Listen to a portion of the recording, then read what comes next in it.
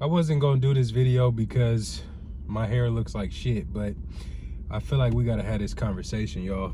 So let's talk about it, man. In America today, around the world today, women's choice is becoming women's slavery. I don't know if y'all ever heard of the old quote that freedom is slavery. We seeing it play out right now here in America when it comes to what the feminism movement has become. Because I want to explain to y'all ladies something real quick. Ladies, if you're watching this video, I want you to remember there was a time when where women were not allowed to work, and collectively, because women were not allowed to work, men were financially responsible, and we were held to a higher standard as far as being providers for women. And the feminism movement came in, and women started saying, you know what, we want more choices. Like we want to decide what the future looks like for us. Fair enough, because speaking on it, it honestly is fair. Women do have this right. Women do have a right to have more choices, right? But sometimes I think a lot of women don't realize that they're now suffering from those choices. And because men learn as early as 10 years old that the world doesn't like them, the world only cares about what men can provide. So like even in the job market, like nobody cares. Like a man can't go up to his boss and say, I'm struggling to pay my phone bill this month, can you help me out? He doesn't care what your position is at that job. He doesn't care how long you've been on that job. That's a you problem, and you're gonna have to figure that shit out. And for women, that's what women are experiencing right now. Women are dealing with the other side of having choices. And because there's always been a degree of sympathy between men and women, a lot of the times, even just by having good parents, you notice men who love their daughters create some of the most toxic, worst type of women on planet Earth. Why? Because those girls grow up with less accountability than women who are forced to have to work for things. So what ends up happening is that the freedom becomes the slavery. Women become a slave to their own choices. And now we're living in a world where and I want you guys to think about this as well. 50, 60 years ago, most of the jobs that were in the world were industrial jobs. So when it comes to earning a living in America back then, people were doing farm labor. And during the Industrial Revolution, people started working in factories. And when they started working in factories, they were working in textile industries. They were working in coal mining industries, and they worked primarily in occupations that create infrastructure. Now the country has infrastructure. We have electricity, we have water systems, plumbing systems, sewage systems. All of the infrastructure has already been put here. So now we're going through another revolution, a technology revolution. And now it's easier for women to make money than men, especially on the internet. And what men are starting to, because women have these choices, and because we are living in a time period where women are making more money than they've ever made in the history of mankind, men do not feel like they need to be providers, because women are able to provide for themselves. And I watch a lot of just because I consider myself an expert at communication. I feel like there's always something to learn, but I feel like if you were to ask anybody, yo, you know, DB, what would you say, you know, are some of his top skills. People would say he is an excellent communicator and he could sell water to a whale and he can throw Eskimos in jail. You see what I'm saying? So with me being good at communication, I'm always looking and watching the way that people communicate with other people, and I'm listening and seeing how people are receiving ideas. Do y'all know that in today's world, a woman would tell you that she makes $100,000 a year, but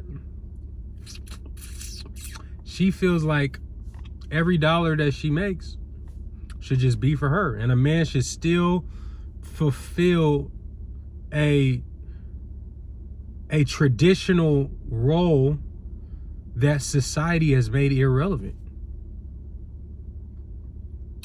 And it don't make no sense. So now what we're seeing is that women's freedom, the freedom to have choices, the freedom to work where they want to work, the freedom to not follow the traditional cultural values that has set up a lot of the Western world. And we're seeing a new culture emerging in America. And the women are becoming the men and the men are becoming the women. When I listen to conversations now, women are not remotely interested in love. Women are not remotely interested in long-term planning, family. And like when I was growing up, women were still very feminine. Like growing up, women wanted to be mothers and they wanted to have kids, and like women really wanted the family dynamic. That's always been like in the history of a woman's dream, is to like start her family, have kids, and hopefully be in a healthy relationship and be in a relationship with her children's father, if not in a relationship, married. But now men are the ones who are desiring deeper connections, and women are more concerned with what they can get from the relationship financially. They're not as invested emotionally or spiritually. They don't want to be told what to do. Now, I want to talk specifically to black women about something in particular. Black women, we have this new boss babe culture. And in the boss babe culture, we've created a fad around black women pretending to be bosses. And you'll see this within the black community, the CNAs, the nurses, the girls who are in marketing, and the influencers. All of these people would say that they are bosses, but they don't employ anybody. They're not on anybody's they're on somebody's payroll. They're still employees. And what I notice is that with black women, they've been culturally programmed and conditioned to believe that it's okay for them to be submissive to white men as it pertains to something that is beneficial in a selfish perspective. So when it doesn't advance the culture, but it advances your own personal self-interest, now it's okay for you to be submissive. Imagine a world where black women had the same level of respect for white males as they do the black men in their culture. Because what'll end up happening is that they basically make it to where by the time they've beaten down the black man, by the time they've given him 72 felonies and 3 misdemeanors, by the time they made it as hard as they could possibly make for him, it's extremely difficult for black males to become entrepreneurs.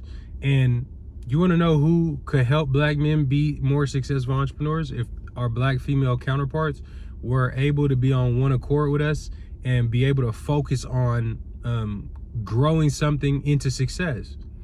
But what we've noticed is, from a cultural perspective, is essentially black women are suffering from some form of Stockholm syndrome.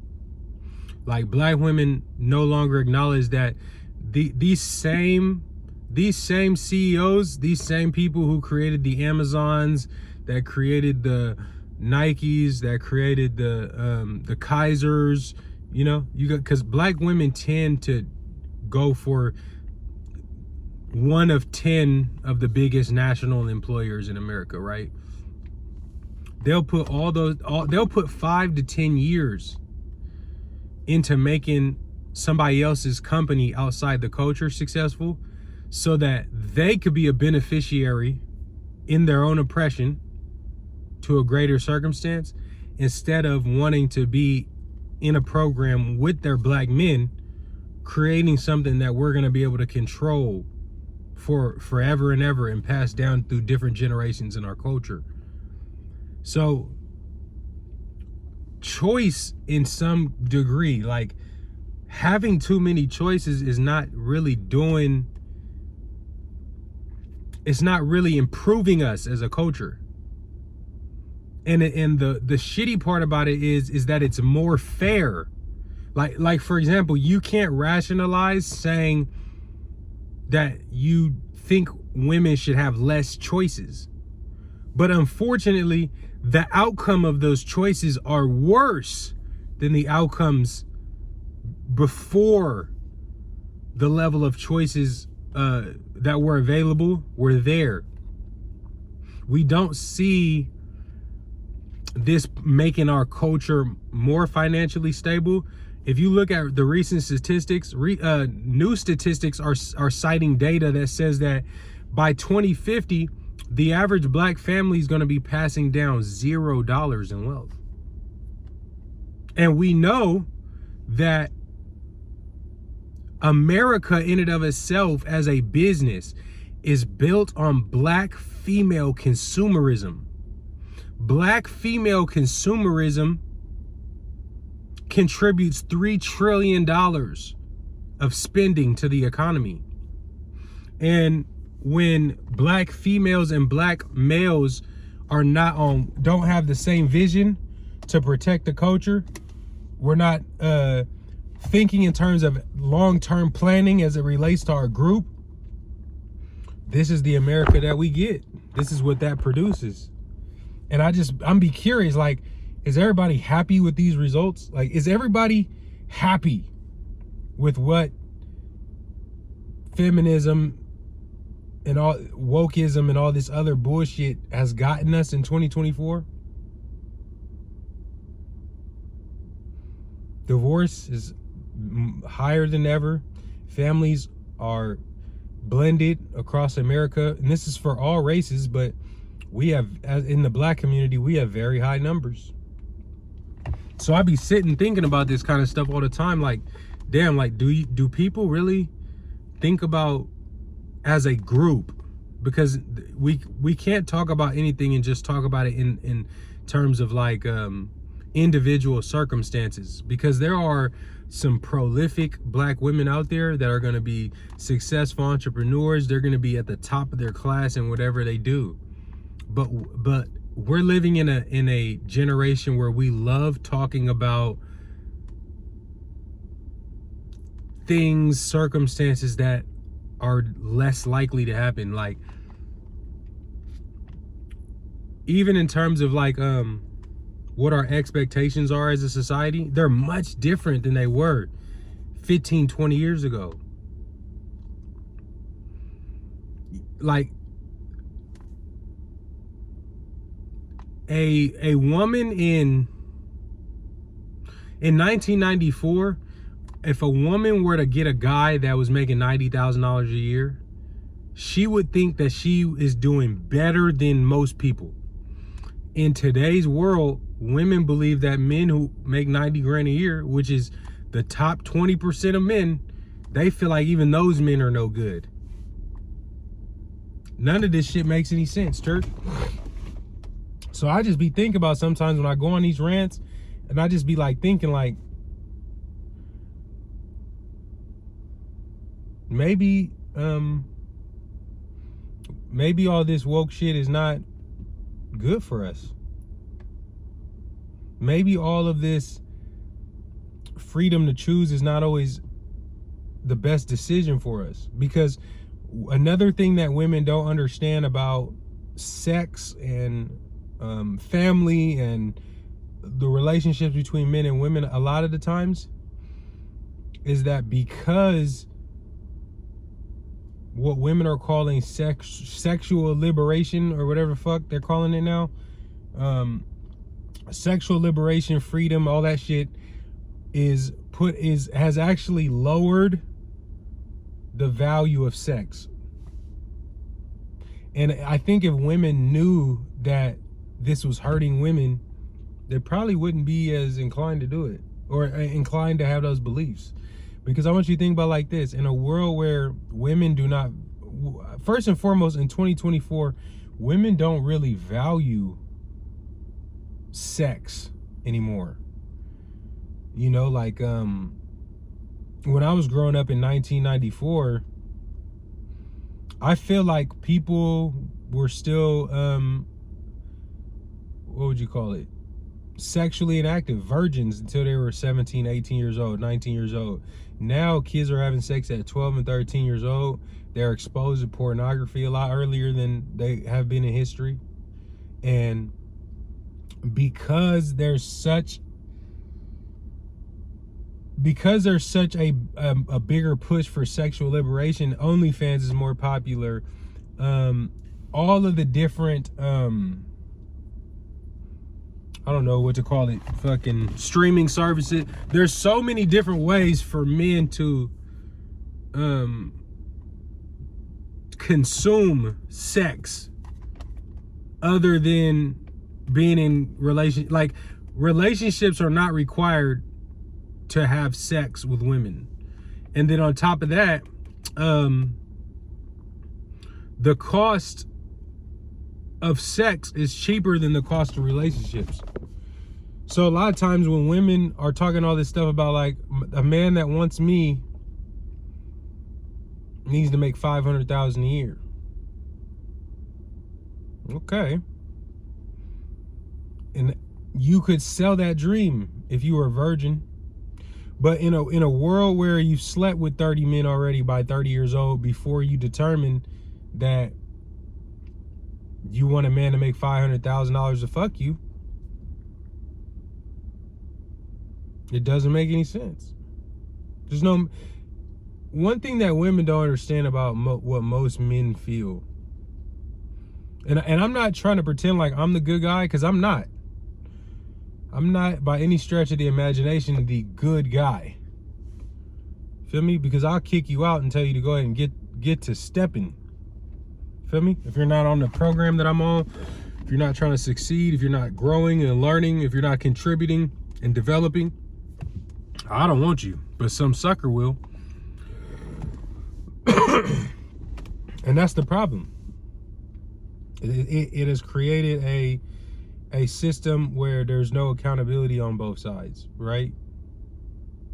So with women, they figure out far too late that, you know what? A man is not going to be willing to do more for me than what I have accepted in the past. And this is the same reason why you'll never get a man that's better than your baby daddy. A man that makes, let's say that you're with a man that was average, and let's say that he works at Kinko's. Or no, let's not use Kinko's as an example. Let's say that your baby daddy works at like, what's like a semi-decent job, you feel me? Like, let's say that he works at Tesla or some shit like that. And, you know, let's say that he's not on the bottom level of workers. Let's say that he's like upper or even middle management, you feel me? Let's say he makes about 80 grand a year or something like that. A man that makes $500,000 a year is not taking care of a nigga who works at Tesla's kids. There's evidence of your sexual promiscuity that is going to last you the rest of your life. And women don't be understanding that a man is not paying more for something that somebody paid less for. See, a lot of time, and this is why a lot of women don't understand how to be honorable in a relationship. They don't understand how their faithfulness goes on their report card as it pertains to other men. Because what you got to understand too, ladies, is that the way that men look at things, and this is the last thing I'm gonna say before I get off this video, the way that men look at things, right? Do you have to understand that it's disrespectful? Let's say that you have the kind of man that is the kind of man that you're looking for, and he's a great man, provider, and he's the kind of person you want to build a family with. Okay, do you know how disrespectful it is, right, to make a man do all of these things and see a greater value in you than you see in yourself, and then to go let a man fuck you for free? But you expect this person to pay more for you than what you require of other men who haven't done as much for you. And you think that psychologically a man is going to accept that kind of treatment. This is the kind of world we live in today, where women they can see everything but reality. You know what I'm saying? Like, women see everything in the world. The only thing they can't see in the world is reality for some reason. They see messages you didn't text. They see DMs you never received. But what they can't see is reality. And ladies, we got to get back to thinking about things from a more grounded, realistic world. Because the world that most women paint a picture of in their mind, and the world that your friends gas you up and say, girl, he ain't good enough for you, and blah, blah, blah, blah, blah, blah. Because, you know, women do this to each other.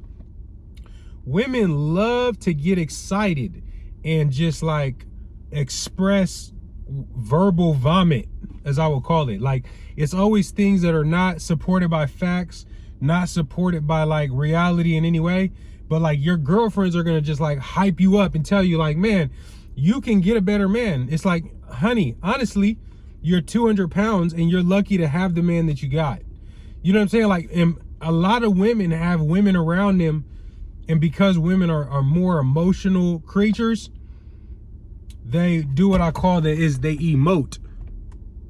They emotionalize things.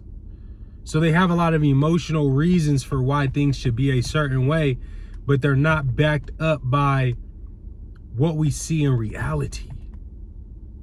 So in a lot of ways, your choices has become the exact vices that have made you enslaved. Because what the world is creating right now are single, dependent women who are single mothers and have no direction and no plan for the future. Just a bunch of women who 15 years from now, they're gonna be in the same spot that they was already in. And it's very sad. And I really want to see more black families and seeing some of that. You know what I mean? Like, the world has changed and evolved, but there's also, I feel like, a space for the